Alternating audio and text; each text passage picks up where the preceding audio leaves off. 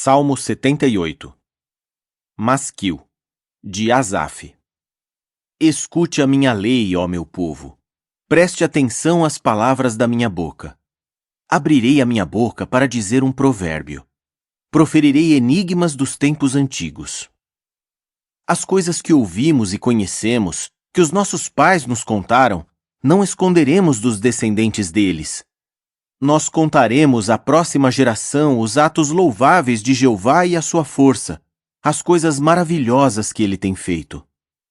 Ele estabeleceu um testemunho em Jacó e instituiu uma lei em Israel. Ele ordenou aos nossos antepassados que dessem a conhecer essas coisas a seus filhos, para que a geração seguinte as soubesse, os filhos que ainda nasceriam. Eles, por sua vez, as relatariam aos seus filhos. Assim, estes poriam a sua confiança em Deus. Não se esqueceriam dos atos de Deus, mas obedeceriam aos mandamentos dele. Desse modo, não seriam como os seus antepassados, uma geração obstinada e rebelde, uma geração de coração inconstante e cujo espírito não foi fiel a Deus. Os efraimitas estavam armados com seus arcos, mas eles bateram em retirada no dia da batalha. Não guardaram o pacto de Deus e se recusaram a andar na sua lei. Também se esqueceram do que ele tinha feito, seus atos maravilhosos que lhes mostrou.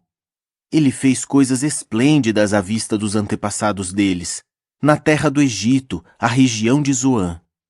Dividiu o mar para que o atravessassem e fez as águas erguer-se como uma barragem. Ele os guiou de dia com uma nuvem e durante toda a noite com a luz de um fogo.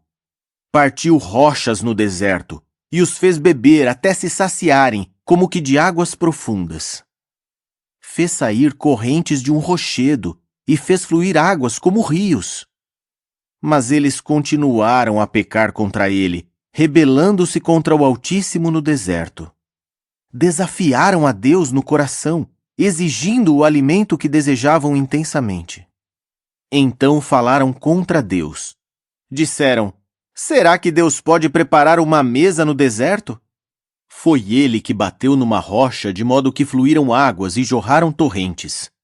Será que ele também nos pode dar pão ou providenciar carne para o seu povo? Quando Jeová os ouviu, ficou furioso. Um fogo se acendeu contra Jacó e a sua ira se levantou contra Israel, porque não tiveram fé em Deus. Não confiaram na sua capacidade de salvá-los. Então ele deu uma ordem às nuvens lá em cima, abriu as portas do céu. Fez chover maná para que comessem, deu-lhes o cereal do céu. Homens comeram o pão dos poderosos. Ele forneceu o necessário para satisfazê-los. Fez surgir um vento leste nos céus, e com o seu poder fez soprar um vento sul. E fez chover sobre eles carne como se fosse pó, aves como a areia da praia. Ele as fez cair no meio do seu acampamento, em volta das suas tendas. E eles comeram e se empanturraram. Ele lhes deu o que desejavam.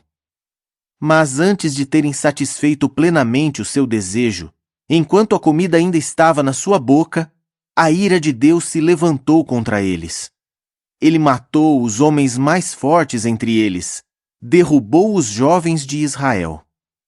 Apesar disso, pecaram ainda mais e não tiveram fé nos seus atos maravilhosos. Portanto, ele acabou com os seus dias como se fossem apenas um sopro, e acabou com os seus anos em terror repentino. Mas, sempre que causava morte entre eles, procuravam por ele. Voltavam atrás e buscavam a Deus, lembrando-se de que Deus era a sua rocha e de que o Deus Altíssimo era o seu Redentor. No entanto, tentaram enganá-lo com a sua boca e mentiram para ele com a sua língua. O coração deles não era firme para com ele.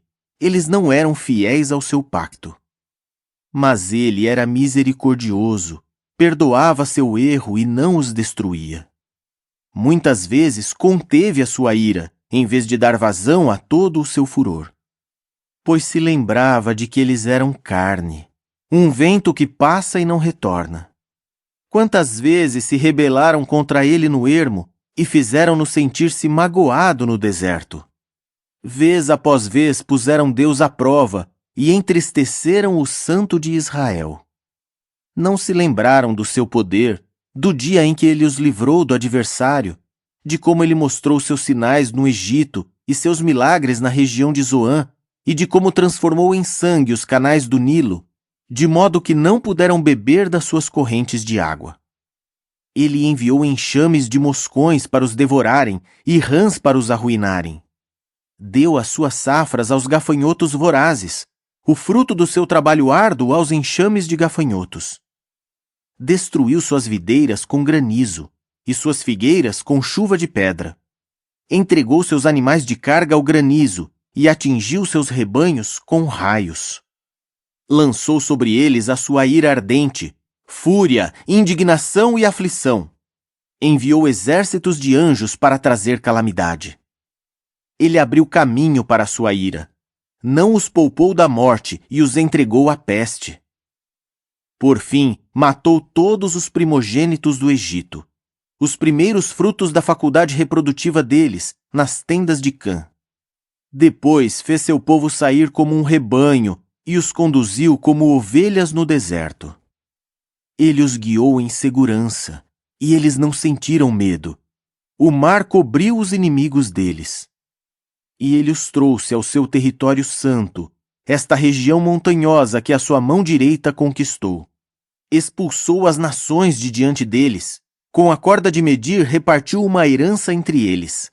Estabeleceu as tribos de Israel nos seus lares. Mas eles continuaram desafiando a Deus, o Altíssimo, e se rebelando contra ele. Não prestaram atenção às suas advertências. Desviaram-se e foram tão traiçoeiros como os seus antepassados. Não eram dignos de confiança, como um arco frouxo. Eles o ofendiam com os seus altos sagrados e provocaram a fúria dele com as suas imagens esculpidas. Deus ouviu e se enfureceu.